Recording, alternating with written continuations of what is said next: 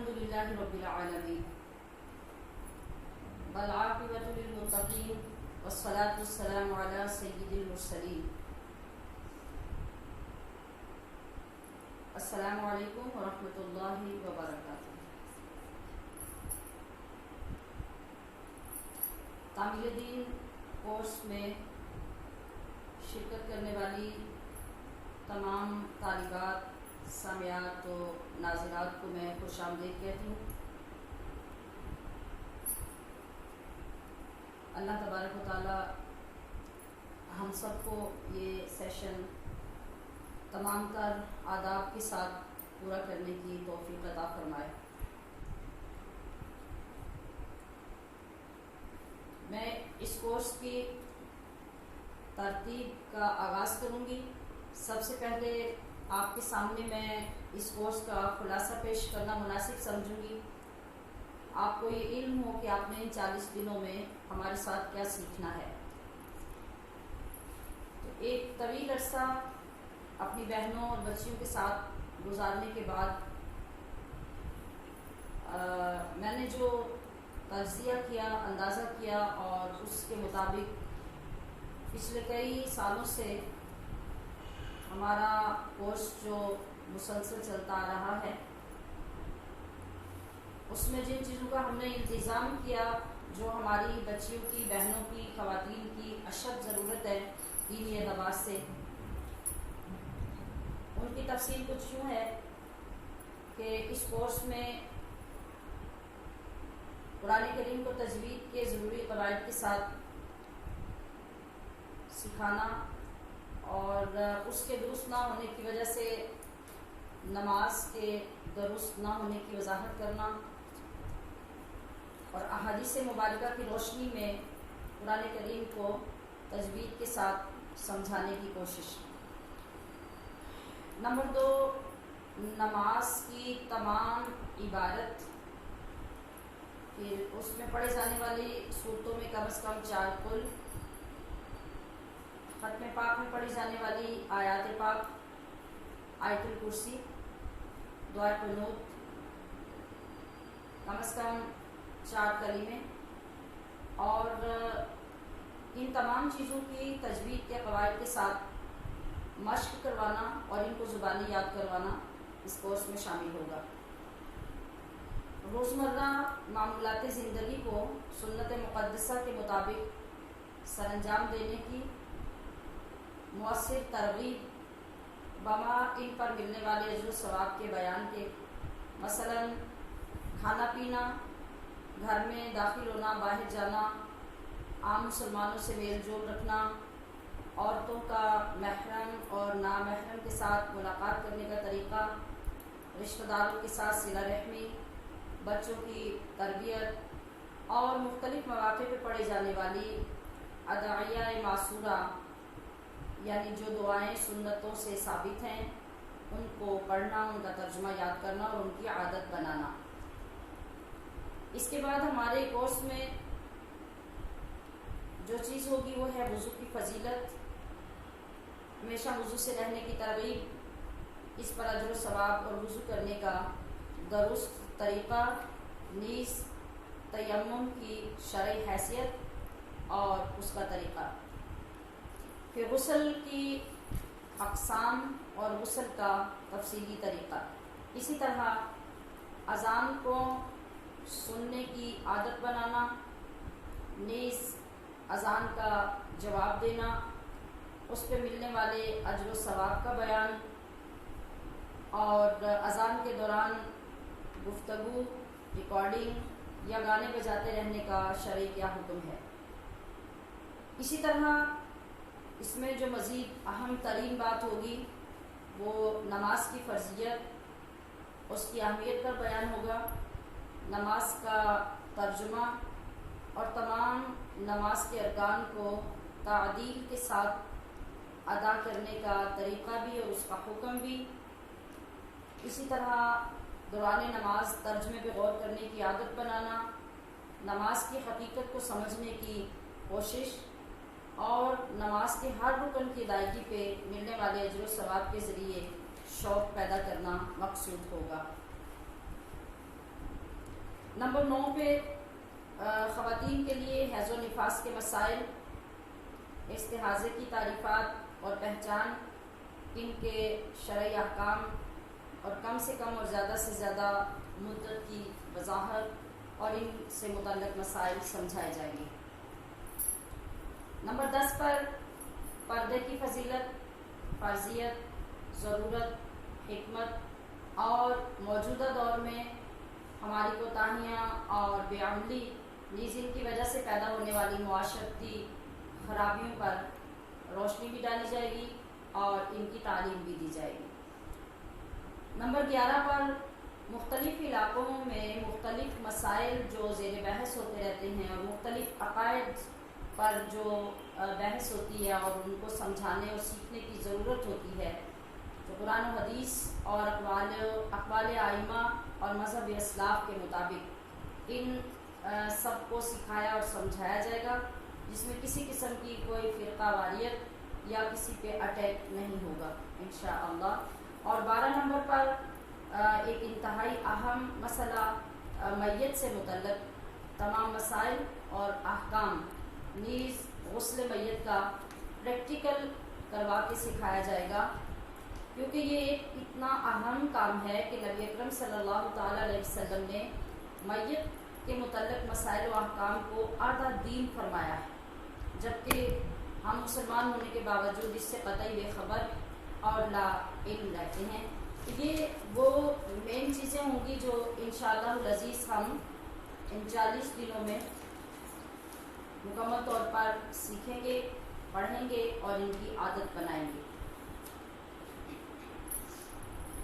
अब हम चलते हैं इस कैफियत की तरफ कि हर दिन का सबक पढ़ने के लिए जब आप तशरीफ़ लाएंगे तो किन बातों का ख्याल रखना होगा। यानी हमारी जितनी भी बच्चियां और बहनें इसमें शरीक होंगी, तो हर रोज़ सबक शुरू करने से पहले आपके लिए जो चीज़ें ज़रूरी होंगी आप उन्हें नोट फरमा लीजिए।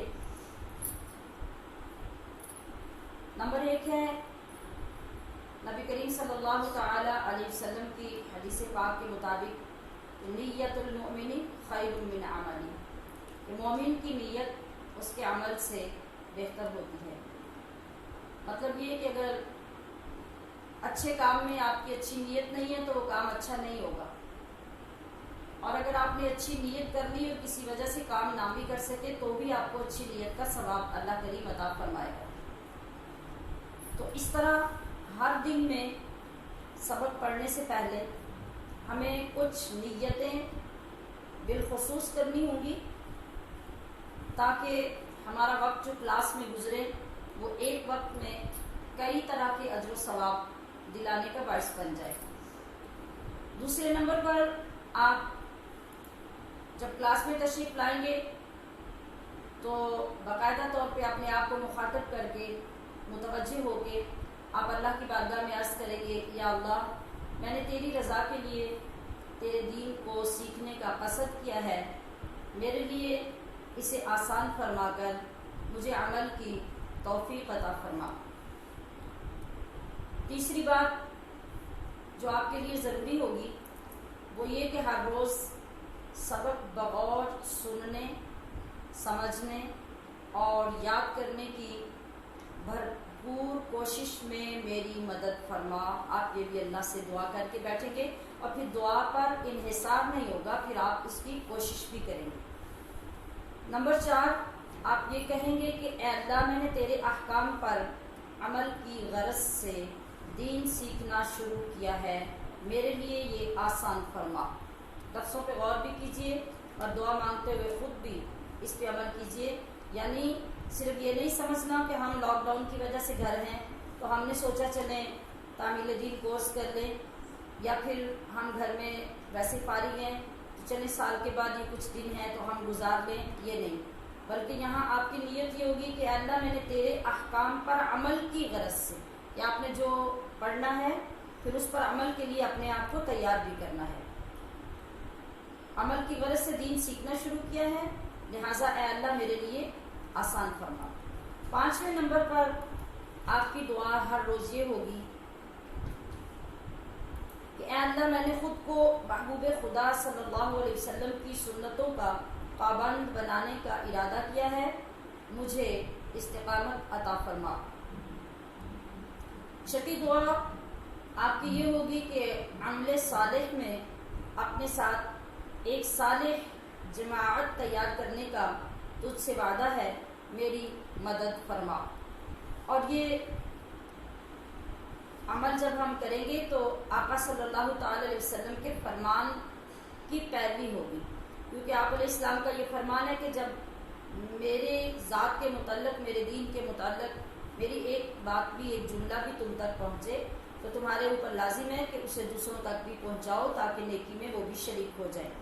تو ہمارے لیے یہ بہت مقدس کام اور مشن ہوگا کہ جب ہم خود تو اپنی اصلاح کریں، اپنے ساتھ پھر تلاش میں لگ جائیں کہ اگر زیادہ نہیں تو کم از کم اپنے ساتھ ایک بندہ ایک دن میں، 2 دن میں، 4 دن میں، 1 ہفتے میں ضرور تیار کر لیں جو اس نیک عمل میں ہمارا شریک ہو جائے اور آقا صلی اللہ تعالی علیہ وسلم کے پیغام کو قبول کرے۔ تو عمل صالح میں اپنے ساتھ ایک صالح جماعت تیار کرنے کا تجھ سے وعدہ ہے، اے اللہ میری مدد فرما۔ آمین یا رب العالمین، بجاہ سید المرسلین والصلاة والسلام علی رسولہ الکریم۔ یہ وہ چیزیں ہیں جو آپ ہر روز اپنے کاغذ پر، اپنی کاپی پہ لکھ کے رکھیں گے اور کلاس شروع ہونے سے پہلے ہر روز ان کو دہرائیں گے۔ انشاءاللہ اسکرین پر بھی آپ کو ہر روز یہ نظر آتی رہے گی۔ اب ہم یہ ابتدائی دونوں کاموں کے بعد باضابطہ کورس کے متعلق، کورس کے نام کے متعلق اور اس کی اگلی تفصیل کے متعلق بات کرتے ہیں، تاکہ باقی آنے والے دنوں میں ہمارے پاس ایک ترتیب موجود ہو، ہمارے ذہن میں وہ چیزیں محفوظ ہوں کہ ہم نے ہر روز کیا پڑھنا ہے، کیا سیکھنا ہے۔ اور ذہنی تیاری کے ساتھ جب طالب علم کلاس میں آتا ہے تو 50% علم وہ اسی وقت حاصل کر لیتا ہے اور چیزوں کو یاد کرنے میں کامیاب ہوتا ہے جب استاد پڑھا رہا ہوتا ہے۔ تو آئیے ہم دیکھتے ہیں کہ ہمارے کورس کا نام 40 روزہ تعمیل دین ہے، تو اس سے ہمیں کیا فائدہ حاصل ہونے والا ہے اور ہم نے اس کا یہ نام اور یہ دن کیوں تجویز کیے ہیں۔ ہم اللہ کریم کی اس نعمت پر بہت شکر ادا کرتے ہیں جس نے ہمیں اپنے دین کو سیکھنے کے لیے پسند فرمایا۔ اس لفظ پہ غور کرنا ہے آپ نے، پسند فرمانے کا کیا مطلب ہے کہ اللہ کریم جب تک نہ چاہے اس وقت تک کوئی اس کے دین کے قریب نہیں آ سکتا۔ چاہنے کا مطلب یہ کہ جب انسان کوشش کرتا ہے تو پھر اللہ تبارک و تعالیٰ کی توفیق اسے آگے بڑھاتی ہے، اور اگر بہت سے لوگوں میں سے کچھ لوگوں کا کسی اچھے کام کے لیے انتخاب ہو جاتا ہے تو اس کا مطلب ہوتا ہے کہ اللہ کریم کی رحمت کی تائید حاصل ہو گئی۔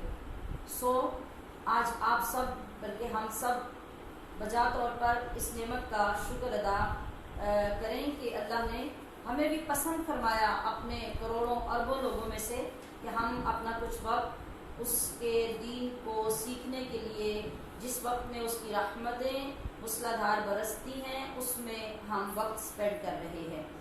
یہ اس کا بہت بڑا احسان ہے، کیونکہ نبی کریم صلی اللہ علیہ وسلم کا فرمان اقدس ہے کہ مَن یُرِدِ اللَّهُ خَیْرًا یُفَقِّهْهُ فِی الدِّین۔ اس کا مطلب یہ ہے کہ اللہ کریم جس شخص کے ساتھ بھلائی چاہتا ہے اس کو دین کی سمجھ بوجھ، قدر، عظمت، شان سمجھا دیتا ہے۔ تو گویا یہ مختصر وقت ہمارے لیے بہت بڑی نعمت اور سعادت ہے۔ دعا کرتے ہیں کہ ہمیں اس سے زیادہ نفع یعنی ایمان کی پختگی اور آخرت کی فکر نصیب ہو، آمین۔ تو اب اب دیکھیے کہ ہمارے اس کورس کا نام ہے 40 روزہ تعمیل دین کورس۔ نسبت بہت اعلیٰ چیز ہوتی ہے، یہ عام سی چیز کو بھی خاص کر دیتی ہے۔ ہم نے اپنے اس کورس کو 40 دن میں تقسیم کیا ہے، 40 کی عدد پر۔ 40 کی عدد کی برکتیں قرآن و حدیث سے، انبیاء کرام اور اولیاء کرام کے معمولات سے ثابت ہیں۔ اللہ کے ولی چلے کاٹتے ہیں تو ان کے بعد انہیں ولایت کے مقامات میں پہلے سے بلندی حاصل ہوتی ہے، قرب خدا بندی میں اضافہ ہوتا ہے۔ 40 سال کی عمر کو پہنچ کر انسان کی عقل پختہ ہو جاتی ہے۔ 40 سال ہی کی عمر مبارک میں ہمارے پیارے نبی صلی اللہ علیہ وسلم کو نبوت کا اعلان کرنے کا حکم دیا گیا۔ اس لیے ہم نے 40 دن اپنی خاص تعلیم کے لیے مقرر کیے تاکہ 40 کا فیض ہم حاصل کریں، بشرطے کہ پوری توجہ اور شوق سے ہم حاضر ہوتے رہے انشاءاللہ۔ اب دوسرا لفظ ہمارے پاس ہے تعمیل دین۔ آپ نے اکثر دیکھا ہوگا فہم دین کے نام سے کورس، تفہیم دین کے نام سے کورس، اور اس سے ملتے جلتے کئی ناموں سے کورس کیے جاتے ہیں، ہوتے رہتے ہیں، لوگ دین کو سیکھتے رہتے ہیں، اور یہ ایک بہت اعلیٰ کام اور بہت اہم ذمہ داری ہے جس کی توفیق مانگتے رہنا چاہیے۔ جن کے معنی ہیں دین کی سمجھ بوجھ حاصل کرنا اور دین کی تعلیم حاصل کرنا، دین کو سیکھنا، یہ سب کچھ ہے، مگر ایک مسلمان کی ذمہ داری تب پوری ہوتی ہے جب ہم دین کو سیکھنے کے ساتھ، سمجھنے کے ساتھ، پڑھنے کے ساتھ اس پہ عمل کریں۔ لہٰذا تعمیل دین نام رکھنے کا مقصد یہ ہے کہ ہم دین کو سیکھ کر اس پہ عمل کرنے کا ارادہ اور کوشش کر سکیں، اپنا محاسبہ کریں، دوسروں پر تنقید کرنے میں وقت برباد نہ کریں، اللہ رب العزت کی بارگاہ سے دعا بھی کریں گے اور یقین بھی رکھیں گے کہ وہ مالک ہمارے ارادوں کو نہ صرف تقویت عطا کرے گا بلکہ اپنے کرم سے جنت کا راستہ بھی آسان فرمائے گا انشاءاللہ العزیز۔ اب آپ یہ نوٹ فرما لیجئے کہ ہمارے کورس میں روزمرہ کے اسباق کی ترتیب و تفصیل کیا ہوگی۔ ہر روز ہمارا سبق 4 حصوں پر مشتمل ہوگا۔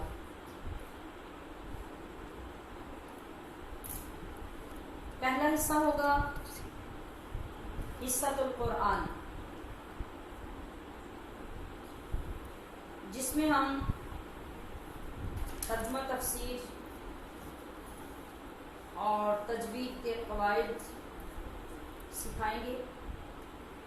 ترجمہ تفسیر ان منتخب صورتوں اور آیتوں کا ہوگا جو ہم نے اس کورس کے لیے منتخب کی ہیں۔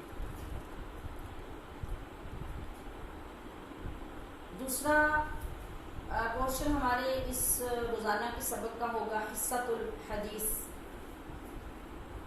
مع روزمرہ کی معصورہ دعائیں، یعنی ہم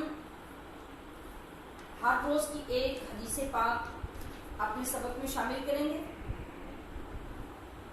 حدیث پاک مختصر الفاظ پر مشتمل ہوگی جو آسانی سے اکثر بہنیں یاد کر سکیں گی، اور اس میں بھی ہم نے اس کا انتخاب اس لیے کیا کہ حضور نبی اکرم صلی اللہ تعالی علیہ وسلم نے فرمایا کہ میری امت میں سے جو شخص امور دینیہ سے متعلق میری 40 احادیث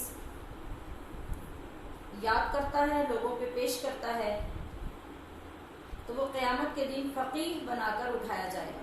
اور یہ بہت بڑی فضیلت ہے، یہ بہت بڑی شان ہے، اور یہ بہت بڑا مقام ہے کہ اگر ہم دیکھیں کہ ایک مختصر سا وقت، مختصر سا حصہ آقا علیہ السلام کے فرمودات عالیہ میں سے ہم یاد کرتے ہیں اور پھر وہ دوسروں تک وقتاً فوقتاً پہنچاتے رہتے ہیں.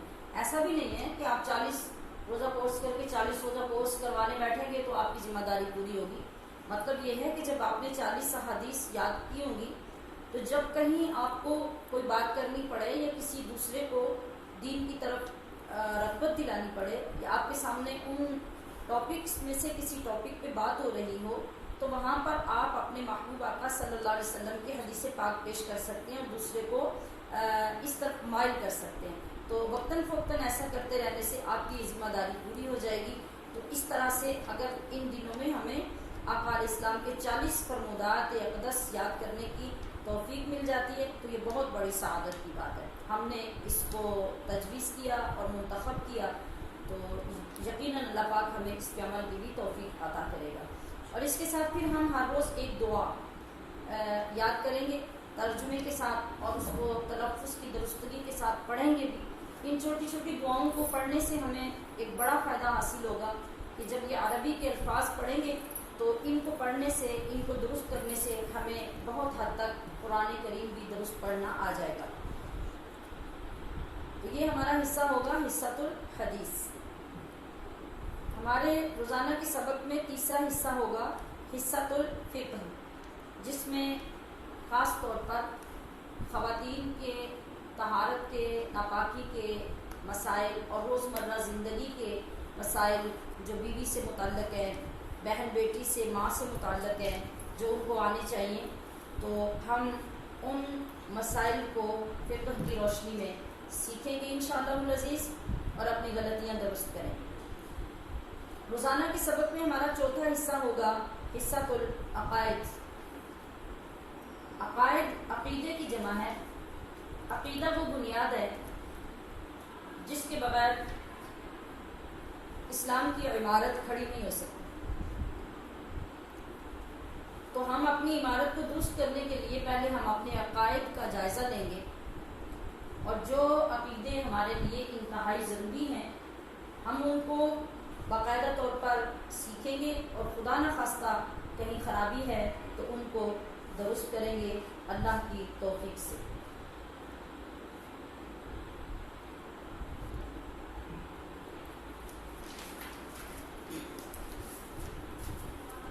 تو آج چونکہ ہمارا پہلا دن ہے ہم یہ ساری ترتیب اپنے پاس نوٹ کریں گے، اس کی ترتیب کو ذہن نشین کریں گے اور روزانہ کے مختلف اسباب کے لیے اپنے ذہن کو ظاہری طور پہ، باطنی طور پہ تیار کریں گے انشاءاللہ العزیز. تو یہ آغاز کی چیزیں آپ نے سمجھی. اب چونکہ ہمارا سب سے پہلا حصہ سبق کا ہے حصۃ القرآن، اور حصۃ القرآن میں نے کہا کہ ہم تجوید کے قواعد کے ساتھ اس کو سمجھیں گے اور پھر جو بھی حصہ ہم قرآن شریف کا پڑھیں گے اس کا ترجمہ بھی پڑھیں گے اور تفسیر بھی اللہ کے فضل سے پڑھیں گے. تو سب سے پہلے مجھے آپ کی خدمت میں یہ وضاحت پیش کرنی ہے کہ قرآن کریم کو تجوید کے ساتھ پڑھنے کی ضرورت کیا ہے. سب سے پہلے اس پہ لیکچر ہوگا کیونکہ ہماری بچیاں جب بہت سے علاقوں سے پڑھنے کے لیے آتی ہیں اور واپس جاتی ہیں تو پھر کئی خواتین بھی اور کئی لوگ بھی ان سے یہ اعتراض کرتے ہیں کہ آج کے دور میں تجوید کے ساتھ پڑھنے کا رواج ہوا ہے، ہم نے تو ساری زندگی ایسے پڑھا ویسے پڑھا، لہٰذا ان کے خیال میں تجوید کے ساتھ پڑھنا پڑھانا اور اس پہ زور دینا غلط ہوتا ہے. سو میں یہ عرض کر دوں کہ جو خواتین و حضرات یہ کہتے ہیں تو میرا بہت ادب سے ان سے سوال ہے کہ آپ تعلیم حاصل کرنے کے لیے کہاں گئے ہیں؟ کسی مستند دارالعلوم میں، کسی درسگاہ میں، کسی مستند عالم دین کے پاس، کسی مجود قاری کے پاس؟ کہاں آپ گئے اور پھر انہوں نے آپ کو ویسا قرآن پڑھایا جس طرح آپ کو پڑھنے کی عادت ہے. کہیں نہیں گئے. گھروں میں محلوں میں ہمیشہ سے یہی دیکھا اور سنا جاتا ہے کہ جو کوئی فارغ خاتون بوڑھی ہے، اس کا کوئی کام کاج نہیں ہے، تو وہاں 5 6 سے 8 10 10 20 بچے سپارے لے کے بیٹھ جاتے ہیں اور وہ پڑھانا شروع کر دیتی ہے. کون پوچھنے والا ہے کہ وہ کیا پڑھا رہی ہیں اور بچے کیا پڑھ رہے ہیں، کس کو سمجھ ہے، کس کو علم ہے. اب جب وسائل بڑھے، علم کے اسباب عام ہوئے، مدارس زیادہ بنے، لوگوں نے زیادہ علم حاصل کیا اور علم عام ہوا، ہماری مساجد میں، ہمارے مدارس میں علماء کرام تشریف لائے، اور انہوں نے جب یہ علوم سیکھے اور ان تک یہ بات پہنچی کہ یہ قرآن پاک کے پڑھنے کے جو احکام ہیں، جو اس کے مسائل ہیں، وہ کیا ہیں. لازمی بات ہے کہ تبھی ہمارے علاقوں میں، ہماری مساجد میں، ہمارے ماحول میں یہ چیزیں آئیں.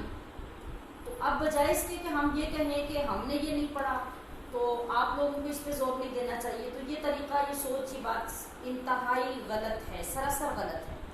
ہمیں حق کو قبول کرنا ہے اور اپنی غلطیوں کو ٹھیک کرنا ہے، چاہے ہمیں ان کا 90 سال کی عمر میں جا کے علم ہو. یہ نہیں کہنا کہ ہم نے نہیں پڑھا تو آپ بھی یہ نہیں پڑھ سکتے. آپ نے جب کہیں سے پڑھا ہی نہیں، آپ کے پاس کوئی تعلیم مستند ہے ہی نہیں، تو پھر آپ ایسا نہیں کہہ سکتے. بلکہ آپ کے لیے رحمت کی بات یہ ہے کہ آپ کو جب بھی تعلیم مل رہی ہے، خواہ وہ اپنے بچے یا بچی سے یا پوتے یا پوتی سے کیوں نہ ہو، آپ اسے حاصل کریں اور اللہ کا شکر ادا کریں کہ زندگی میں اللہ نے آپ کو اپنا کلام درست کرنے کا موقع عطا فرمایا ہے. تو آئیے ہم دیکھتے ہیں کہ تجوید کیا ہے اور تجوید کے ساتھ قرآن کریم پڑھنا کتنا ضروری ہے، اور اگر نہ پڑھیں تو پھر اس سے ہماری تلاوت میں اور اس کے جو ثواب میں کچھ کمی ہوتی ہے یا نہیں ہوتی. تو قرآن عظیم ارشاد فرماتا ہے سورہ مزمل میں، اللہ کریم کا ارشاد ہے وَرَتِّلِ الْقُرْآنَ تَرْتِیلًا، اور قرآن کو ترتیل کے ساتھ پڑھو. ترتیل کیا ہے؟ ترتیل کا مطلب ہے کہ قرآن کریم کو تجوید کے قواعد کے ساتھ پڑھا جائے. اب آپ یہ سوچ رہے ہوں گے کہ تجوید کیا ہوتی ہے. تو ترتیل کا لفظی معنی تو ہے خوب ٹھہر ٹھہر کر پڑھنا، مگر اس ٹھہر ٹھہر کا مطلب یہ نہیں کہ آپ وقفہ کر کے پڑھیں، مطلب الحمد للہ رب، اس طرح نہیں. ٹھہر ٹھہر کے پڑھنے کا مطلب ہے کہ ہر حرف کو اس کے مخرج اور صفات کے ساتھ خوب سنوار کر پڑھا جائے. اسی سنوارنے اور نکھارنے کو عربی میں تجوید کہتے ہیں. جیسے عربی میں کہا جاتا ہے کما جبد الشیء ای حسنہ،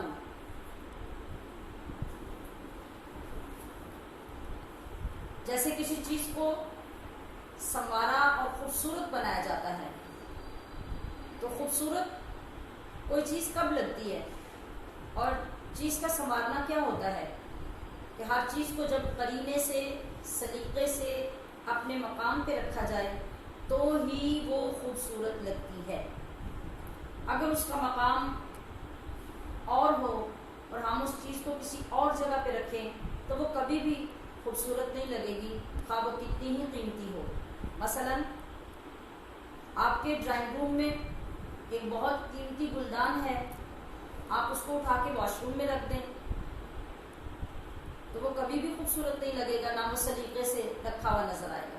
اسی طرح واش روم میں اگر آپ کا لوٹا یا بالٹی بہت ہی قیمتی کیوں نہ ہو، آپ اس کو اٹھا کے ڈرائنگ روم میں رکھ دیں تو وہاں وہ کبھی بھی رکھی ہوئی اچھی نہیں لگے گی، کیونکہ یہ اس کا مقام نہیں ہے. تو قرآن کریم کے جو حروف ہیں وہ کیسے سنوارے جاتے ہیں، ان کو کیسے نکھارا جاتا ہے، ان کے ادا کرنے کے بھی مقامات ہیں، ان کی بھی جگہیں ہیں. جب تک ہم ان کو ان جگہوں سے نہیں ادا کرتے اور نکالتے، اس وقت تک یہ حروف نہ تو خوبصورت پڑھے جاتے ہیں، نہ خوبصورت لگتے ہیں، اور نہ ہی قرآن کریم کو سنوارنا ممکن ہو سکتا ہے. تو ہمیں حکم یہ ملا کہ قرآن کو سنوار کر، نکھار کر، خوبصورت کر کے پڑھو. اتنی تاکید اس لیے کی گئی کہ قرآن رب کریم نے اپنے محبوب مکرم کی زبان میں نازل کیا ہے۔ تو آپ سوچئے کہ اس زبان کی رب کے ہاں کیا شان ہے، یہاں تک کہ اللہ پاک نے جنت کے لیے بھی محبوب کی عربی زبان کا انتخاب فرمایا۔ اسی لیے آقا علیہ الصلوۃ والسلام کے زبان اور لب و لہجے میں تلاوت کا حکم دیا گیا۔ ارشاد ہوتا ہے اقرأ القرآن بلحون العرب، یعنی عرب کے لب و لہجے میں قرآن پڑھو۔ اور ہم عربی نہیں ہیں، اہل زبان نہیں ہیں، ہم عجمی لوگ ہیں، لہٰذا اب ہم عربی لہجے میں کیسے پڑھیں؟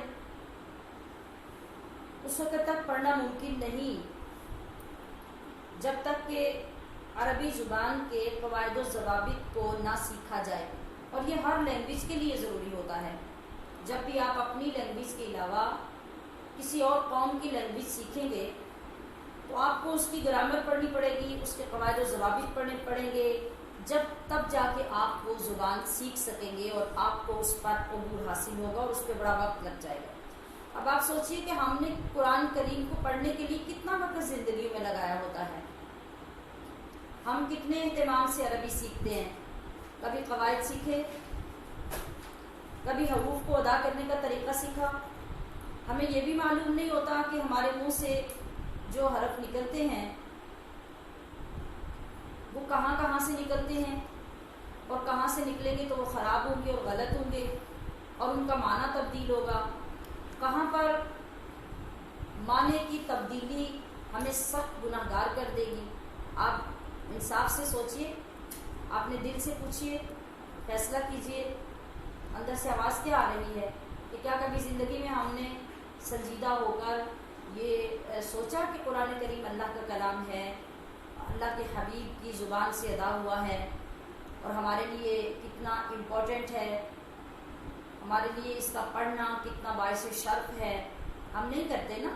تو یہ پھر اس لیے میں نے بار بار یہ گزارش کی کہ پھر سمجھیے کہ آج بھی ہم زندہ ہیں، صحیح سلامت ہیں، ہماری شعور، ہمارا عقل، ہمارا دماغ کام کر رہا ہے، اور ہم نے اس طرف توجہ دی تو یہ اللہ کا بہت احسان ہوا۔ تو ہمیں اس وقت کو بہت ہی قیمتی سمجھنا چاہیے جس میں ہم اللہ کے پاک کلام کو سیکھنے کے لیے تیار ہوئے ہیں۔ تو میں آپ سے یہ عرض کر رہی تھی کہ اسی سے ہمیں معلوم ہوتا ہے، یعنی قواعد و ضوابط سے، کہ کون سا حرف کہاں سے اور کیسے ادا ہوتا ہے۔ اگر ہم یہ نہیں سیکھتے تو ہم بہت بڑی غلطیوں، یہاں تک کہ کفر و شرک کے مرتکب ہو جاتے ہیں۔ اس لفظ کو نوٹ کر لیجیے، قرآن کریم میں غلطیاں کر کے ہم بسا اوقات کفر و شرک کے مرتکب ہو جاتے ہیں، یعنی ہم سے کفر ہو رہا ہوتا ہے اور ہمیں علم ہی نہیں ہوتا، ہم سے شرک ہو رہا ہوتا ہے اور ہمیں علم ہی نہیں ہوتا۔ جہاں سے حرف ادا ہوتا ہے، یعنی منہ کے جس حصے سے، اس کو مخرج کہتے ہیں۔ کیا کہتے ہیں؟ آپ بھی دہرا لیجیے سب کے، کیا کہتے ہیں؟ اس کو مخرج کہتے ہیں۔ یہ مخرج کیا ہے؟ یہ خرجن سے بنا ہے، خرجن، خرجن سے ہی خارج ہوتا ہے، اسی سے اخراج ہوتا ہے، اسی سے مخرج ہے۔ خرجن کا مطلب ہوتا ہے کسی چیز کا نکلنا، خارج، خارج کا مطلب نکلنے والا بھی ہوتا ہے اور نکلنا بھی ہوتا ہے۔ اخراج کا مطلب ہوتا ہے نکالنا، یعنی کوئی دوسرا کسی چیز کو نکالے گا، اور مخرج کہتے ہیں کسی چیز کے نکلنے کی جگہ یا نکلنے کا مقام۔ اب آپ نے اچھی طرح سمجھ لیا کہ خارج نکلنا یا نکلنے والا، اور اخراج نکالنا، اور مخرج نکلنے کی جگہ۔ تو ہمارے منہ کے جن جن جگہوں سے حرف ادا ہوتے ہیں نا ان کو مخرج کہتے ہیں ایک، اور زیادہ جو ہے مخرج کی جمع ہے مخارج. مخرج ایک نکلنے کی جگہ اور مخارج زیادہ جگہیں. چونکہ ہمارے پاس جو حروف ہوتے ہیں عربی میں، ہمارے جو الف با تا سا حروف ہیں ان کو کہتے ہیں حروف تہجی، حروف ہجائیہ بھی کہتے ہیں. ہجائیہ 2 آنکھوں والی ہے کے ساتھ یا ہاتھی والی ہے کے ساتھ لکھا جاتا ہے. حروف ہجائیہ یا حروف تہجی یہ 29 حروف ہیں جو قرآن کریم میں استعمال ہوتے ہیں. تو اب ان کے مختلف مخارج ہیں، مطلب کچھ حروف ایسے ہیں جو ایک مخرج سے ایک سے زیادہ نکلتے ہیں، مطلب 2 حرف کبھی ایک مخرج سے، کبھی 3 حرف ایک مخرج سے، کبھی اکیلا حرف ایک مخرج سے. تو اس لحاظ سے ہمارے منہ میں مخرج ایک نہیں بلکہ زیادہ مخارج ہیں. تو مخارج کا جاننا اور سیکھنا، میں نے 2 لفظ استعمال کیے، آپ ان پہ توجہ کریں گے. ایک ہے جاننا، ایک ہے سیکھنا. یہ دونوں ہمارے لیے ضروری ہیں. کیسے؟ جاننے کا یہ مطلب ہے کہ میں آپ سے پوچھوں آپ بتائیے کہ الف کہاں سے ادا ہوتا ہے، آپ مجھے بتا دیں، یہ ہے جاننا زبانی. آپ نے یاد کیا ہوگا، آپ بتا دیں گے. میں آپ سے سوال کروں کہ آپ بتائیے کہ واؤ کہاں سے ادا ہوتا ہے، آپ جواب دے دیں کہ واؤ یہاں سے ادا ہوتا ہے، یہ آپ نے پڑھا تھا اور یاد کر لیا تھا. یہ ہو گیا جاننا. سیکھنا کیا ہے؟ میں آپ سے یہ کہوں گی کہ آپ الف ادا کریں. اب آپ جب ادا کریں گے تو وہ غلط ہوگا. میں آپ سے کہوں کہ آپ واؤ ادا کریں، آپ جب ادا کریں تو غلط ہوگا. مطلب مثال کے طور پہ میں نے کہا کہ آپ بولیں واؤ کیسے پڑھتے ہیں، تو آپ کہیں گے واؤ، تو یہ غلط ہوگا. اس کو صحیح پڑھنے کا طریقہ ہوگا واؤ، ہونٹ گول کیے جائیں گے، گول اس طرح کہ آپس میں ملائے نہیں جائیں گے، ناتمام ملانے سے گنچے کی طرح گول کرنے سے ادا ہوگا واؤ. اور اب یہ کیا ہوا کہ آپ نے جانا تو ہے مگر سیکھا نہیں. تو ہمارے لیے جاننا بھی ضروری اور سیکھنا بھی ضروری ہو. ہمیں معلوم ہو کہ ہم نے ان کو کیسے ادا کرنا ہے. ابھی تو میں یہ آپ کو چیزیں اور چیزوں کا فرق بتا رہی ہوں، اور انشاءاللہ ہمارا مقصد یہی ہے کہ ہم ان کو جانیں گے بھی اور ان کو سیکھیں گے بھی اللہ کے فضل سے.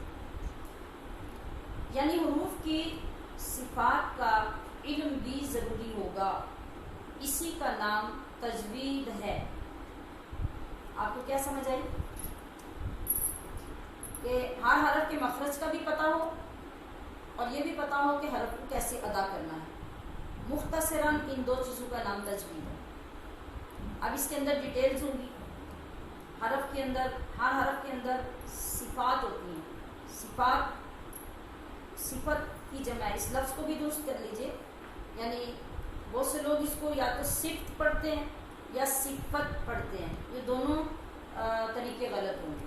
صفت ہوگا سواد کے نیچے زیر، فا کے اوپر زبر اور تا ساکن. صفت، صفت بھی نہیں اور صفت بھی نہیں. صفت، صفت کی جمع ہے صفات.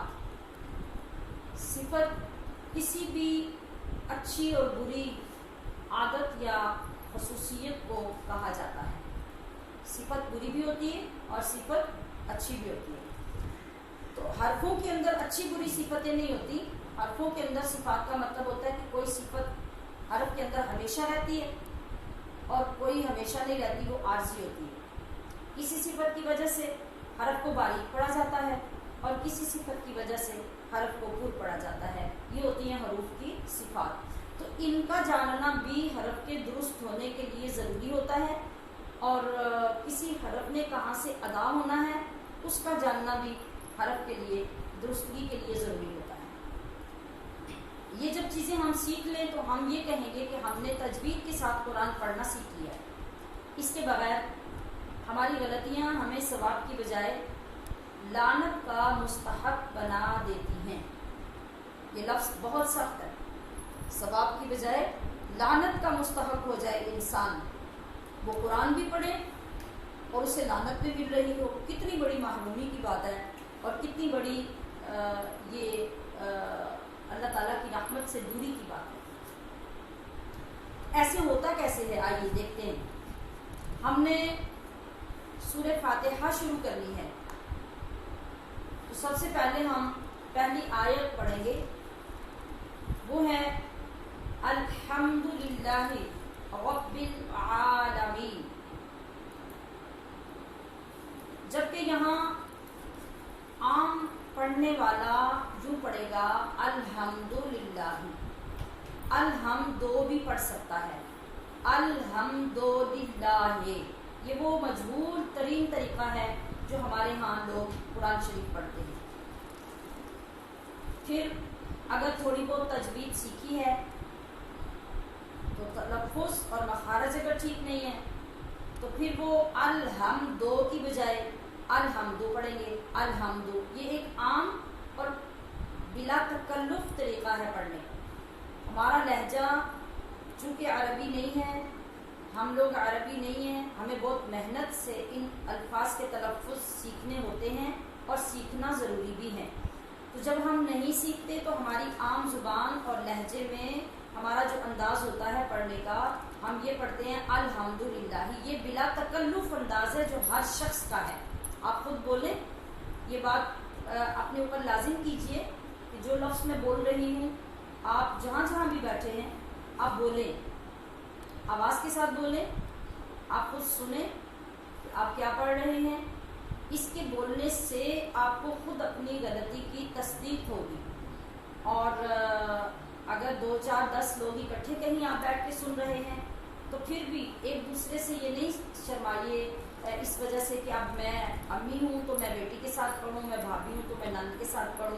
شرمانے والا کبھی دین کیا بلکہ کوئی بھی علم سیکھ نہیں سکتا۔ تو علم سیکھنے میں آپ میں شرمانا نہیں ہے۔ آپ ایک بہت اہم اور بہت بڑی سعادت حاصل کر رہے ہیں ان غلطیوں کو دور کر کے، تو یہ شرمائے بغیر آپ بولیں گے، اپنی آواز خود سنیں گے اور ایک دوسرے کے ساتھ بھی دہرا کے چیک کریں گے، تو انشاءاللہ یہ طریقہ اگر آپ نے اختیار کر لیا تو بہت جلدی آپ اپنی غلطیوں کو درست کر سکیں گے۔ صرف مجھ سے نہیں سنیے بلکہ جب میں بولوں آپ خود بھی بول کے اس کو دہرائیے کہ آپ کی آواز کیسے نکل رہی ہے۔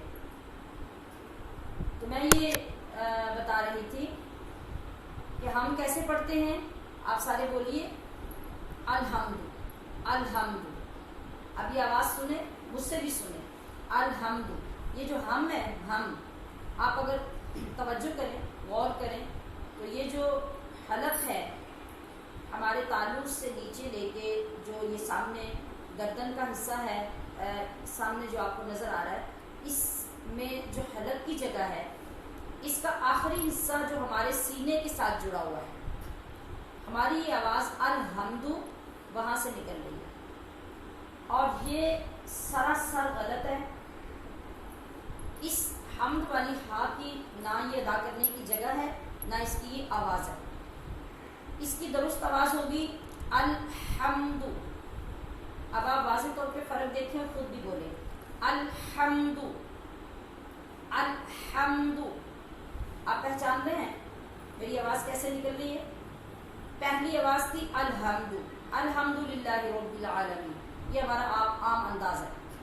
جبکہ درست یہ پڑھنا ہے الحمد۔ یہ کیسی آواز ہے؟ جب آپ کبھی بہت ٹھنڈا پانی پیتے ہیں سخت پیاس کے بعد، اس کے بعد پھر آپ ٹھنڈی سانس لیتے ہیں، ایسے کر کے آپ کی آواز ہوتی ہے۔ یا پھر آپ ہاف ٹافیز جب لیتے ہیں، اس کے بعد جب سانس کھینچتے ہیں تو وہ جو ٹھنڈی آواز پیدا ہوتی ہے، یہ اس طرح اس ہا کی آواز آنی چاہیے۔ کیسے؟ الحمد، حمد۔ اب یہ ہا کا اصل مخرج اور یہ اس کی اصل آواز ہے۔ ہم پڑھتے ہیں الحمد، یہ جو ہم والی ہا ہے یہ وہ ہا ہے جو حمزہ سے پہلے ہوتی ہے، اور یہ جو ہا والی ہا ہے یہ وہ ہے جو جیم کے بعد ہوتی ہے۔ آپ دیکھیے کہ کتنا فرق ہے۔ یہ ہماری مستقل غلطی ہے جس کو ٹھیک کیے بغیر نہ ہماری نماز درست ہے اور نہ ہماری تلاوت۔ آگے آ جائیے، ہم نے سورۃ الاخلاص شروع کرنی ہے تو ہم نے سب سے پہلی آیت پڑھنی ہے قل هو اللہ احد۔ قل هو اللہ، پھر یہ وہی آواز ہے جو ہماری بلا تکلف آواز نکلتی ہے، اور وہی مخرج ہے جو بلا تکلف ادا ہوتا ہے، قل هو اللہ، جبکہ اس کی اصل آواز اور اصل مخرج کیا ہے؟ یہ جو قل هو اللہ ہے، یہ تالو کے سخت حصے اور زبان کی جڑ کے ساتھ یہ حرف ادا ہوتا ہے، جبکہ اصل جو قل هو اللہ میں قاف ہے یہ 2 نقطوں والا قاف ہے، یہ کتاب والا، یہ ڈنڈی والا قاف نہیں، 2 نقطوں والا جو قاف ہے یہ تالو کے نرم حصے اور زبان کی جڑ سے ادا ہوتا ہے، اور اس کی آواز ہوتی ہے قل هو اللہ احد، قل هو اللہ احد۔ اب آپ فرق دیکھ لیجئے، پہلے ہم نے پڑھا تھا قل، آپ پڑھ رہے ہیں قل، آپ بھی بولیے جی، آپ کو فرق محسوس کریں، آپ نے اپنی آواز سنی، قل اور قل، یہ فرق ہے، اور اس کو مشق سے اور مشق کی کثرت سے آپ نے درست کرنا ہے۔ حالانکہ قرآن پڑھنے اور پڑھانے نیز تلاوت کرنے والے کی شان کیا ہے؟ صحیح بخاری کی حدیث ہے جس حضرت عثمان نے روایت کیا، نبی کریم صلی اللہ علیہ وسلم فرماتے ہیں قال خیرکم من تعلم القرآن وعلمہ، آپ نے فرمایا کہ تم میں بہترین ہے وہ شخص جو قرآن سیکھے اور دوسروں کو سکھائے۔ مگر ہم نے اوپر کیا پڑھا؟ بسا اوقات ہم قرآن کو یوں پڑھ رہے ہوتے ہیں کہ قرآن ثواب دلانے کی بجائے ہم پر لعنت کر رہا ہوتا ہے۔ وہ کون سے مقامات ہیں؟ ان میں سے 2 مقامات میں نے ابھی آپ کے سامنے عرض کیے ہیں کہ الحمد کی بجائے الحمد پڑھتے رہنا اور قل کی بجائے قل پڑھتے رہنا، یہ وہ مقام ہے جہاں ثواب نہیں، وہاں بہت بڑی غلطی، بہت بڑا گناہ ہو رہا ہے۔ کیسے؟ جب آپ نے کہنا ہے الحمد، اس ہا کے ساتھ جو معنی بنتا ہے وہ ہے کہ تمام تعریفیں للہ، اللہ کے لیے، اور جب آپ نے کہا الحمد تو اس کا مطلب ہے کہ اللہ کے لیے کمزوری اور ناتوانی ثابت کر رہے ہیں آپ، نعوذ باللہ من ذالک۔ یہ صرف ہا کو ہا سے آپ نے بدلا تو یہ صورت بنی۔ اسی طرح آپ نے جب قل کہنا تھا اور قل هو اللہ کہا تو قل هو اللہ کا مطلب تھا آپ کہہ دو کہ اللہ احد ایک ہے۔ جب آپ نے کہا قل هو اللہ احد، اب اس کا مطلب ہو گیا کہ کھا لو اللہ ایک ہے۔ اب مجھے بتائیے کہ پہلی جگہ پر ہم نے ہا کو ہا سے بدلا تو ہم نے اللہ کو کمزور ثابت کر دیا، یہاں پہ ہم نے اللہ کو کھانے والی چیز بنا دیا صرف اپنے مخرج کی غلطی کی وجہ سے۔ تو آپ اندازہ کر لیجئے کہ نزاکت کتنی ہے، غلطی کتنی بڑی ہے، کتنی سخت اور سنگین غلطی ہے کہ اللہ کی ذات کو ہم کیا سے کیا بنا رہے ہیں اپنی جہالت کی وجہ سے۔ اب دوسری طرف آئیے کہ جب ہم درست قرآن شریف پڑھنے کے قابل ہو جاتے ہیں اور بہت محنت کے ساتھ اس میں کامیابی حاصل کرتے ہیں، اگرچہ ہمیں مشکل لگتا ہے، تو حضرت سیدہ عائشہ رضی اللہ تعالی عنہا روایت فرماتی ہیں کہ نبی اکرم صلی اللہ علیہ وسلم نے ارشاد فرمایا الماہر بالقرآن، جو قرآن کا ماہر ہے۔ قرآن کا ماہر کون ہوتا ہے؟ جو قرآن کو قواعد و ضوابط کے ساتھ پڑھنے کی صلاحیت پیدا کر لیتا ہے، یعنی مجوید قاری بن جاتا ہے، تجوید کے ساتھ پڑھتا ہے۔ مع السفرۃ الکرام البررہ، معزز و مکرم فرشتوں اور معزز و مکرم نبیوں کے ساتھ قیامت میں اٹھایا جائے گا۔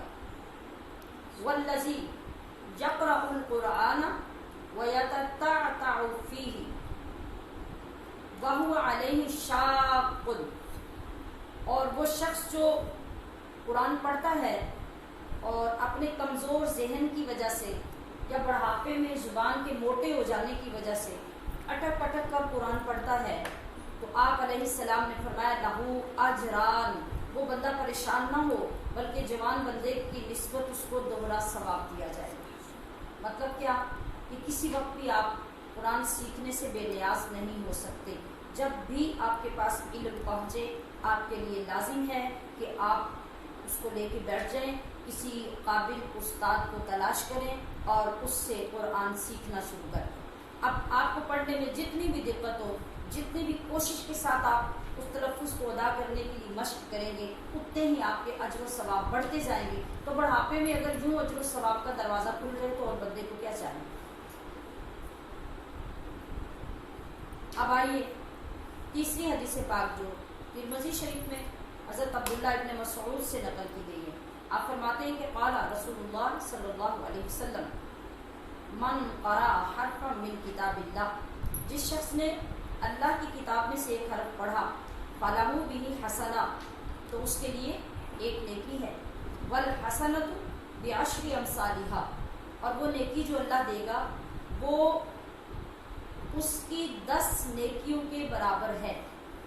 لا اقول الف لام میم حرف، اور آپ علیہ السلام نے ارشاد فرمایا کہ میں یہ نہیں کہتا کہ الف لام میم ایک حرف ہے، ولیکن الف حرف، اور لیکن الف ایک حرف، ولام حرف، اور لام دوسرا حرف، ومیم، اور حرف میم تیسرا حرف۔ مطلب آپ جب صرف الف لام میم ہی پڑھیں گے تو رب کریم آپ کو درست ہونے کی صورت میں 30 نیکیاں عطا فرما رہا ہے۔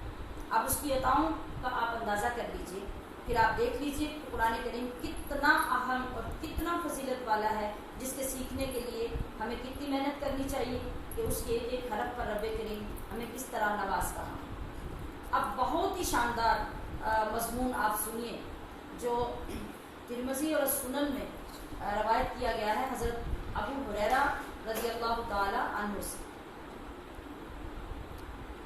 وہ نبی علیہ الصلوۃ والسلام سے روایت کرتے ہیں کہ آپ علیہ السلام نے فرمایا یجیء صاحب القرآن یوم القیامہ، قیامت کے دن قرآن پڑھنے والا آئے گا، فیقول، تو اس کو دیکھ کر قرآن کہے گا یا ربی، اے رب، حرہ ہو، اس کو زیور پہنا، فیلبس تاج الکرامہ، تو صاحب قرآن کو، یہاں صاحب قرآن سے مراد کیا ہے؟ دنیا میں قرآن کی تلاوت کرنے والا۔ صاحب قرآن کو کیا کیا جائے گا؟ فیلبس تاج الکرامہ، قرآن کی تلاوت کرنے والے کو عزت کا تاج پہنایا جائے گا۔ ثم یقول یا رب، قرآن پھر بولے گا، پھر کہے گا اے اللہ زد ہو، اسے اور زیادہ عطا کر، فیلبس حلۃ الکرامہ، اب قرآن کی تلاوت کرنے والے کو عزت کا پورا لباس عطا کیا جائے گا، پہنا دیا جائے گا۔ ثم یقول یا رب، قرآن پھر بولے گا۔ آپ ذرا اس سے لذت حاصل کیجیے، لطف اندوز ہوئیے کہ کتنی اعلیٰ عبارت میں آپ کے سامنے پیش کر رہی ہوں کہ یہاں اللہ ہے، اللہ کا دربار ہے، قرآن ہے، قرآن متجسم ہو کر ایک جسم کے ساتھ، ایک صورت کے ساتھ وہاں کھڑا ہے، اور وہ قرآن پڑھنے والے کو آنر دلا رہا ہے، جس نے زندگی میں اس قرآن کے ساتھ دوستی کی تھی، محبت کی تھی، اس کی تلاوت کرتا رہا، اس کی عزت کرتا رہا، اس کے سیکھنے پہ محنت کی، تو اب قرآن اللہ کے دربار میں پہنچ گیا۔ جب قرآن کی تلاوت کرنے والا آیا تو وہ اللہ سے سفارشیں کر رہا ہے۔ پہلی سفارش کی کہ اللہ، کیا عرض کیا کہ اے اللہ اس کو زیور پہنا، تو اللہ نے کرامت کا تاج پہنایا۔ پھر فرمایا اللہ اسے اور زیادہ عطا کر، تو پھر اللہ نے کرامت اور بزرگی کا پورا لباس قرآن پڑھنے والے کو پہنا دیا۔ پھر قرآن نے کہا اے اللہ آپ اس سے راضی ہو جا، تو فیرضى عنہ، تو اللہ اس قرآن پڑھنے والے سے راضی ہو جائے گا. فیقال لہ، پھر اس قرآن کی تلاوت کرنے والے کو، قرآن کی تلاوت کرنے والے کا مطلب جو ہمیشہ قرآن پڑھنے کا عادی ہوگا، اس کو یہ کہا جائے گا اقرأ ورقا، کہ قرآن پڑھتا جا اور جنت کے زینے چڑھتا جا. وَتُزَادُ بِكُلِّ آیَةٍ حَسَنَةٍ، اور پھر ہر آیت کے بدلے میں اس قرآن پڑھنے والے کی نیکی بڑھتی جائے گی. وہ قرآن پڑھتا جائے گا، جنت کے زینے چڑھتا جائے گا، جہاں جا کے اس کی تلاوت ختم ہوگی اللہ وہ مقام اس کو عطا کر دے. عزیز طالبات، آپ اللہ کی رحمتوں کا اندازہ کیجیے اور ملنے والے ثواب پہ غور کیجیے، اور ایک نظر اپنی تلاوتوں اور قرآن کریم کے ساتھ تعلق پر بھی ڈالیے، تو فیصلہ کرنے میں قطعاً دیر نہیں لگے گی کہ ہماری تلاوتیں تو ہرگز اس قابل نہیں ہیں کہ اتنے اجر و ثواب دلا سکیں. اعلیٰ چیز تو اعلیٰ چیز ہی کے بدلے ملا کرتی ہے نا، جبکہ ہم نے تو قرآن کریم کو سیکھنے کے لیے کبھی سوچا ہی نہیں، الا ماشاء اللہ. یاد رکھیے کہ دنیا کا واحد علم قرآن یعنی علم دین ہے، جس کی غرض و غایت اور مقصد ہر علم سے منفرد ہے. لے گروپ سے پی ایچ ڈی تک کتنے لوگ ہیں جو یہ بتا سکیں گے کہ ان کے پڑھنے کی غرض و غایت کیا ہے؟ ہمارے بچے اسکول جاتے ہیں، کیوں جاتے ہیں؟ اکثر میجورٹی اسکول اس لیے جاتی ہے کہ اس ایج میں لوگ اسکول جاتے ہیں. ہماری بچیاں matric F A B A M A اس لیے کرتی ہیں کہ اگر کم پڑھی لکھی ہوگی تو رشتہ نہیں آئے گا. اس سے زیادہ چند گنتی کے لوگوں کے علاوہ کس کو معلوم ہوتا ہے کہ ہماری تعلیم کا مقصد کیا ہے؟ اگر مقصد کا پتہ ہو تو ہمارے ماں باپ بچیوں کو وہ تعلیم دلائیں جو پریکٹیکل لائف میں ان کے کام آنے والی ہو. ایک بچی کو ماسٹر کروا دیا جاتا ہے، انجینئرنگ کروا دی جاتی ہے، اور اس جگہ پر اس کی شادی ہو جاتی ہے جہاں سارا دن وہ کچن سے باہر ہی نہیں آ سکتا. اس کو اس انجینئرنگ نے کیا فائدہ دیا؟ اس کو کیا پتہ چلا تعلیم حاصل کرتے، یا ماں باپ کو کیا پتہ چلا کہ اس کی تعلیم کی غرض و غایت کیا ہے، مقصد کیا ہے؟ اچھا انسان بننا تھا تو قرآن پڑھنے سے زیادہ کون سی کتاب پڑھ کے انسان اچھا انسان بن سکتا ہے؟ کون سی شخصیت ہے جس کا اس میں حسنہ رول ماڈل ہو سکتا ہے کائنات کے لیے؟ اور اگر کوئی ہنر سیکھنا تھا تو پھر عورت کو وہ ہنر سکھایا جاتا جو اس کی زندگی میں کام آتا، جس سے وہ اپنی زندگی کو بھی مضبوط کر سکتی، آنے والی نسلوں تک وہ ہنر منتقل کر سکتی، اور اپنی فیملی کو وہ مضبوط کر سکتی. مگر ایسا تو کیا ہی نہیں گیا. وہ تعلیم سکھائی گئی، وہ تعلیم میں وقت لگایا گیا، 20-25 سال لگ گئے، مگر اس کی تعلیم کا پریکٹیکل لائف کے ساتھ بہت کم کہیں تعلق نظر آتا ہے. ورنہ بس جو پڑھا تھا وہ اسناد ماں باپ کے گھر پڑھی رہی اور بیٹی رخصت ہو کے سسرال چلی. واحد یہ ایک علم ہے جس کی غرض و غایت کا پہلے دن سے انسان کو پتہ ہوتا ہے. وہ کیا؟ وہ اللہ کا قرب اور اس کی معرفت. قدم قدم پر اجر و ثواب کے خزانے لٹائے جاتے ہیں. تو علم قرآن کی پہلی سیڑھی کیا ہوا؟ پہلی سیڑھی علم تجوید، جس سے ہمیں قرآن کو درست پڑھنے کا پتہ چلتا ہے، اور یہی علم تجوید ہے جس سے ہم قرآن کو درست پڑھ سکیں گے اور پھر سمجھ سکیں گے کہ عمل کا مرحلہ کیسے آئے گا اور ہم عمل کس طرح کر سکیں گے. جب ہمیں کسی لفظ کی سمجھ ہی نہیں آئے گی کہ اس میں کیا فرمایا جا رہا ہے تو عمل کیوں کر ہو سکے گا؟ تو تجوید کی غرض و غایت کیا ہے؟ قرآن کو صحیح پڑھنا. اور اس کو سیکھنے کا فائدہ کیا ہے؟ اللہ کی خوشنودی اور اس کی بارگاہ سے اجر و ثواب کا حصول. ورنہ اس کے بغیر ساری زندگی ہم قرآن ختم کرنے میں لگے رہیں تو فرمان مصطفیٰ صلی اللہ علیہ وسلم کے مطابق قرآن تو ہم پہ لعنت کرتا رہے گا اور ہم ثواب کی امید پہ بیٹھے رہیں گے۔ آقا صلی اللہ علیہ وسلم نے پہلے ہی فرما دیا کہ رب قاری للقرآن والقرآن یلعنہ، بہت سے قاری قرآن ایسے ہوتے ہیں کہ وہ تو قرآن کی تلاوت میں لگے ہوتے ہیں مگر قرآن ان پر لعنت کرتا ہے۔ اس کا ذکر آغاز میں بھی ہم کر چکے ہیں۔ تو عزیزات محترم، ہم نے آج یہ ساری چیزیں سمجھی کہ ہمارے لیے اس پر محنت کرنا کتنا ضروری ہے، ورنہ اس سے پہلے بھی جن لوگوں نے تجوید نہ پڑھی، اپنا وقت اور زندگی ضائع کی اور قرآن کریم سے کچھ حاصل نہ ہو سکا، تو آگے بھی اگر ہم یہ نہیں سیکھیں گے تو ایسا ہی ہوگا۔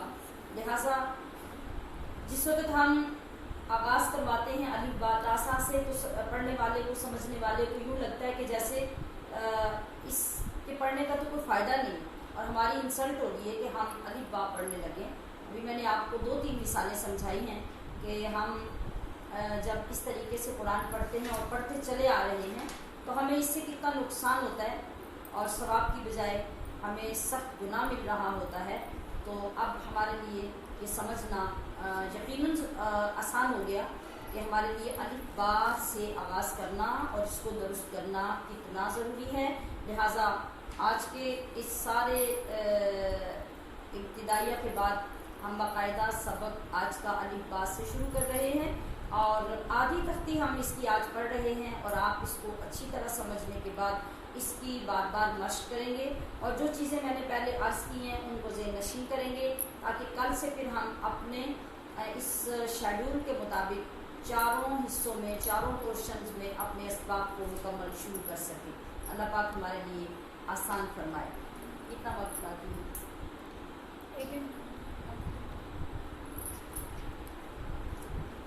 جی، تو ابھی آپ کے سامنے اسکرین پر حروف تہجی نظر آ رہے ہیں، الف با تا سا۔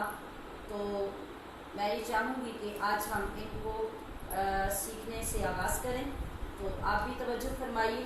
تعوذ اور تسمیہ جو ہے یہ ہم برکت کے لیے تو آج پڑھیں گے، لیکن تلفظ کے ساتھ ہم الف با تا سا مکمل کرنے کے بعد پھر پڑھیں گے انشاءاللہ۔ تو آج ہم الف با سے آگے سبق کا آغاز کرتے ہیں۔ آپ اس طرف توجہ فرمائیے، غور سے دیکھیے، تو میں آپ کو مشق شروع کرواؤں۔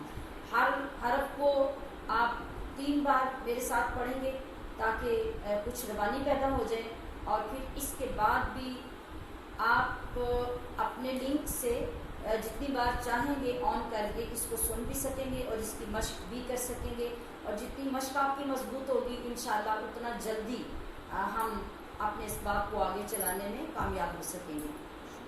تو آئیے، آپ مجھے سننے کے بعد پڑھیں گے، میرے ساتھ نہیں پڑھیں گے، یعنی پہلے میں پڑھوں گی، آپ توجہ سے سنیں گے، اور پھر اس کے بعد آپ اپنی آواز کے ساتھ پڑھیں گے۔ میں نے پہلے عرض کیا کہ آپ شرمائیں گے نہیں کہ میں الف با پڑھوں، یہ آپ کے لیے یہی آغاز ہے، اور 29 حروف پر پورے قرآن کریم کا دار و مدار ہے۔ جب یہ 29 حروف ہمارے ٹھیک ہو جائیں گے تو سمجھ لیجئے کہ ہمارا قرآن شریف ٹھیک ہو جائے گا۔ اعوذ باللہ من الشیطان الرجیم، پھر پڑھیں گے اعوذ باللہ من الشیطان الرجیم، اعوذ باللہ من الشیطان الرجیم، بسم اللہ الرحمن الرحیم۔ اسے بھی 3 بار پڑھیں گے، بسم اللہ الرحمن الرحیم، بسم اللہ الرحمن الرحیم۔ ابھی آپ دیکھ رہے ہیں کہ جو علامات حروف تہجی کی قاعدے میں ہوتی ہیں ان کے نیچے جو آواز بنتی ہے اردو میں وہ بھی لکھی گئی ہے، تو آپ نے اس کی طرف پڑھتے ہوئے توجہ کرنی ہے، میں ساتھ ساتھ وضاحت عرض کرتی رہوں گی۔ سب سے پہلے ہم نے پڑھنا ہے الف، آپ بھی بولیے الف۔ اب آپ نے میرے اگلے لفظوں پہ غور کرنا ہے، یہاں جب ہم سواد کے پڑھنے کی کوشش کرتے ہیں تو بہت سے بچے اس کو الف پڑھنا شروع کر دیتے ہیں. الف وہ جی سمجھتے ہیں کس طرح زیادہ خوبصورت ہو رہا ہے. تو ایسے نہیں کرنا. اردو میں جو لکھا ہوا ہے نا نیچے الف اوپر لکھا ہوا ہے، تو اس کو پڑھتے ہوئے اگر ہم اعراب لگائیں تو اس کے پڑھنے کا طریقہ ہوتا ہے، یہ جو الف لکھا ہے اس کے اوپر زبر آتی ہے، لام کے نیچے زیر آتی ہے اور فا ساکن ہو جاتی ہے. تو اس کی آواز پھر بنتی ہے الف آ ڈی آ ڈی آ ڈی ایسے، اور پھر فا ساکن ہو جاتی ہے. اب آ لی کہنا یہ غلط ہے، اور الف الف یہ کہنا یہ بھی غلط ہوگا. یہ چونکہ عام طور پہ ہمارے بچوں اور ہماری بچیوں کی یہ غلطی ہوتی ہے، اس لیے میں خود ابھی سے آپ کو بتا رہی ہوں کہ جب آپ اس کی مشق کریں آپ کو یہ میری کہی ہوئی بات یاد رہے کہ آپ نے ایسے نہیں پڑھنا. آپ نے اس کو پڑھنا ہے الف، جتنا آپ نے حمزہ کو اوپر کرنا ہے اتنا ہی لام کی آواز کو نیچے کرنا ہے. الف اور فا ساکن. الف بولیے الف الف الف.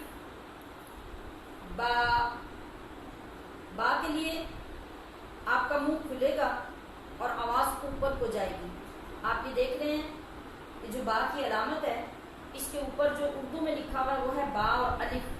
تو با کے ساتھ جو الف جڑا ہوا ہے اس کی آواز کو بھی ہم نے ادا کرنا ہے، تو یہ بن جائے گا با. اب آپ نے اس کو بے کبھی نہیں کہنا، یعنی جب بھی آپ قاعدہ عربی کا پڑھیں گے تو آپ نے اس کو بے نہیں کہنا. یہ پڑھنے کا اس کا طریقہ ہے کہ اس کو ہم بولیں گے با، اور اتنا ہی لمبا کریں گے جتنا میں لمبا کر رہی ہوں.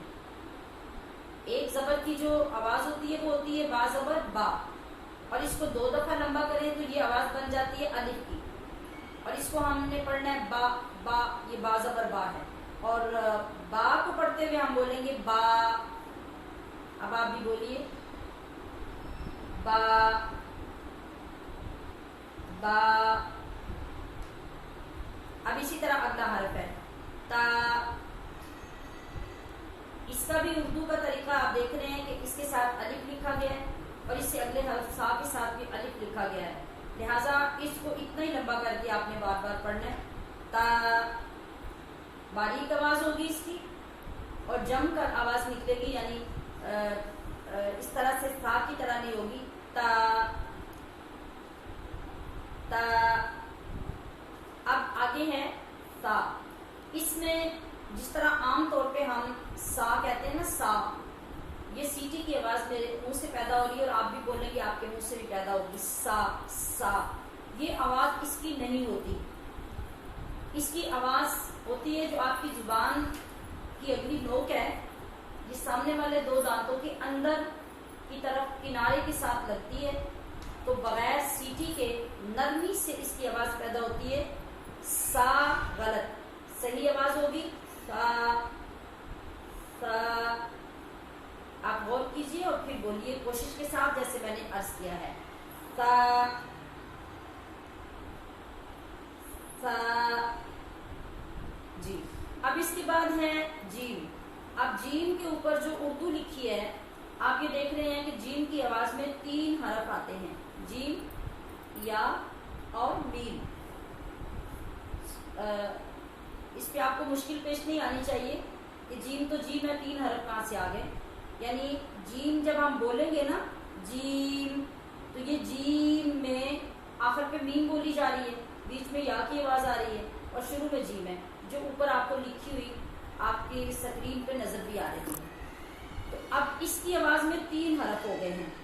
یہاں آپ ایک قاعدہ یاد رکھ لیجئے، جب ہم الف با تا سا پڑھیں گے تو جتنے حروف کی آواز 3 حرفوں والی ہوگی اس کو زیادہ لمبا کر کے مد کے ساتھ پڑھیں گے، اور جو 2 حرفوں والی آواز ہوگی جیسے با تا پڑھا ہے تو اس کو کم لمبا کریں گے جتنا ابھی ہم نے کیا.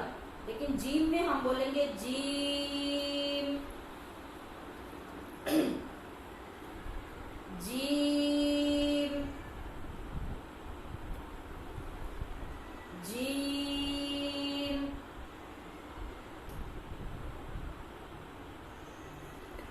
جی. اب اس کے بعد وہ ہا ہے جس کی بات ہم نے پہلے بھی کی ہے. یہ ہا बगैर नुक्ते वाली हा भी कहलाती है, हर्रे वाली हा भी कहलाती है, और हुक्म वाली हा भी कहलाती है। मतलब बगैर नुक्ते के जो हा है इसको हमने पढ़ना है वैसी ही आवाज़ के साथ, नहायत नरमी के साथ, और इसकी जगह है अदा करने की हा। जो मैंने हलक का पहले बताया था, हलक का एक हिस्सा होता है बिल्कुल तालु के साथ ऊपर वाला हिस्सा, इसको इब्तिदाए हलक कहते हैं। और इसके नीचे दरमियान में थोड़ा सा नीचे ये जो हमारे हलक में उभरी हुई दरमियान में थोड़ी सी हड्डी होती है, यहाँ पे ये दरमियान वाला हिस्सा होता है वस्ते हलक। ये वस्ते हलक से अदा होती है। इसकी आवाज़ और अदायगी दोनों पे गौर कीजिए और अब मेरे बात पढ़िए। हा हा हा।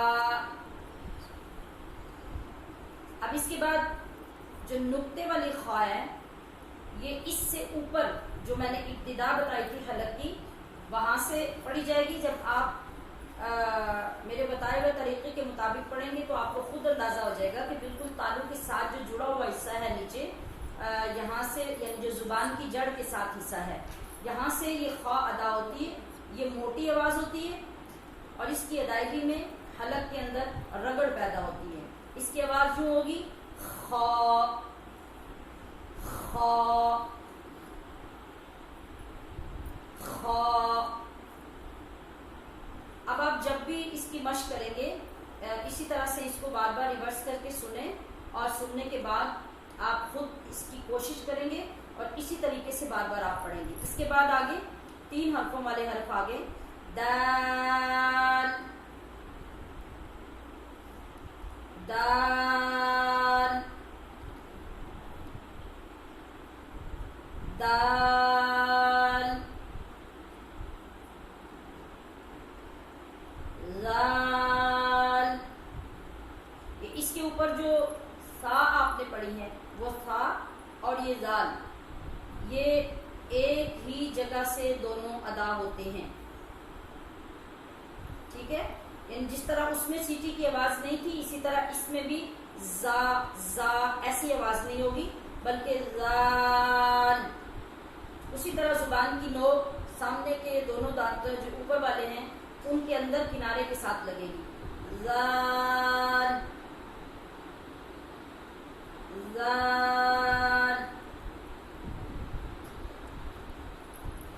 जी आगे फिर 2 हरफों वाला हरफ आ गया रा। होंठ गोल नहीं होंगे मगर रा की आवाज पुर होगी।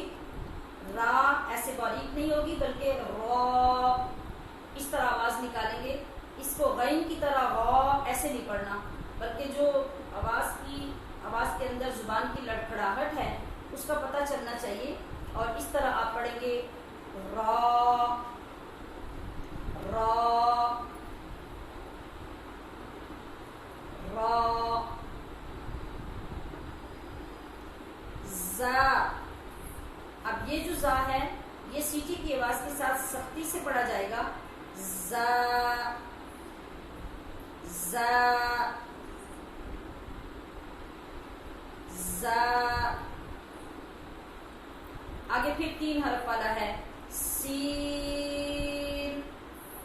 ये मद के साथ पढ़ेंगे, और ये जा और सीन ये दोनों भी एक जगह से अदा होते हैं। इन दोनों का मखरज भी एक है। ऊपर जाल और जा का, सा और जाल का, फिर पीछे ता और दाल का, और अब ये जा और सीन ये दोनों एक जगह से अदा होंगे। सीन सीन शीन। ये जो शीन है ये आगे दांतों से और नोक से अदानी होगी। ये जो जुबान का दरमियान है और फिर उसके मुकाबल में तालु का दरमियान है, वहाँ से ये अदा होती है। जब इसको अदा करते हैं तो आवाज़ मुंह के अंदर फैलती है। ये इसके दुरुस्त होने की अलामत होगी। अब आप इसको बोले शीन शीन میں ہے صاد، یہ بھی 3 حرفوں والا ہے، لمبا کر کے پڑھیں گے اور اس کو پر کریں گے۔ اس کی جگہ بھی زا اور سین والی جگہ، یعنی ان تینوں کا مخرج ایک ہے، اور یہ بھی سیٹی کی آواز کے ساتھ پڑھیں گے مگر پر کر کے۔ صاد، آخر سے دال واضح ہونی چاہیے، صاد صاد۔ اب آخری آج کا حرف ہے ضاد، اس کے آخر سے بھی دال واضح ہوگی، لیکن اس کا مخرج باقی حروف کی نسبت مشکل اور لمبا ہوتا ہے۔ اس کا مخرج اس طرح سے ہے کہ آپ کی جو زبان ہے، زبان کی جو سائڈز ہوتی ہیں، دونوں سائڈز، ان کو زبان کی کروٹ کہتے ہیں۔ کیا کہتے ہیں؟ زبان کی کروٹ۔ تو زبان کی کروٹ رائٹ یا لیفٹ سائڈ سے 5 داڑیں جو ہماری ہیں، 5 داڑوں کے برابر جتنی زبان کی کروٹ ہے، یہ اوپر کی داڑوں کے ساتھ خواہ رائٹ سائڈ پہ خواہ لیفٹ سائڈ پہ یہ جب لگے گی تو وہاں سے یہ حرف ادا ہوگا۔ اس کا زبان کی نوک یا سامنے کے دانتوں کے ساتھ کوئی تعلق نہیں، عام طور پہ یہ یہاں سے ادا کیا جاتا ہے۔ تو اب آپ نے بہت کوشش کرنی ہے تب یہ مخرج درست ہوگا، تو زیادہ تر لیفٹ سائڈ سے ادا کرنا ایزی رہتا ہے رائٹ کی نسبت۔ تو آئیے کوشش کرتے ہیں۔ ضاد ضاد ضاد۔ آج کے سبق کے لیے آپ کے یہ حروف ہیں، ان کی آج مشق کریں گے، اور آپ کو معلوم ہو گیا ہوگا کہ اتنا آسان نہیں ہے الف با تا سا کو پڑھنا جتنا ہم سمجھتے ہیں، لیکن چند دن کے بعد انشاءاللہ العزیز آسان ہو جائے گا۔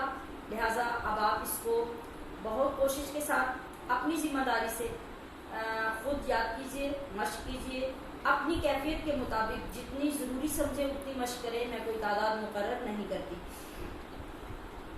میں ایک دفعہ دوبارہ ان حروف کو پڑھ دیتی ہوں تاکہ آپ کے لیے روانی آسان رہے۔ آپ سماعت فرما لیجئے۔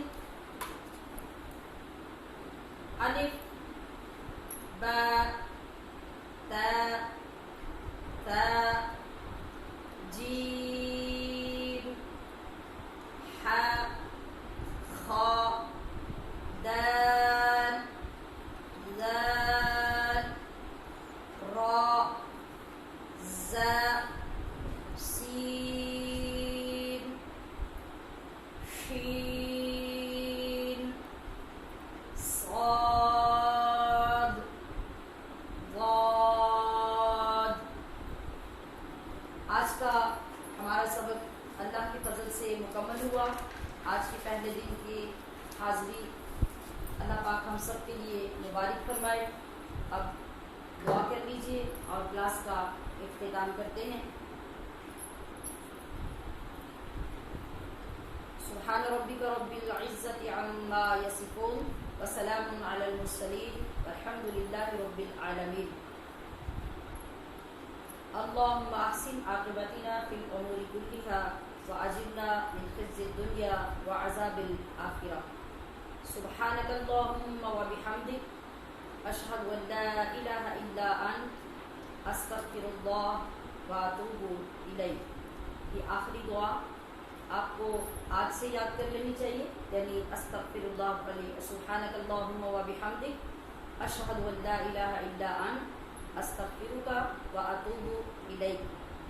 آپ صلی اللہ تعالی علیہ وسلم کا فرمان ہے کہ کسی بھی طرح کی مجلس ہو، کوئی بھی گفتگو ہو، پہلی تو بات ہے کہ مومن کو چاہیے کہ وہ اس کے آغاز میں آخر میں کہیں نہ کہیں اپنے محبوب پر درود ضرور بھیجے، درود کے پاک پڑھنے کے ساتھ اپنی محفل کا اختتام کرے۔ پھر اس کے بعد یہ دعا جب آپ پڑھ لیتے ہیں تو اگر آپ کی نشست میں، گفتگو میں، بات چیت میں کہیں کوئی گناہ کی بات ہو گئی ہے تو اللہ پاک اس دعا کے پڑھنے سے اس گناہ کو معاف فرما دے گا انشاءاللہ العزیز۔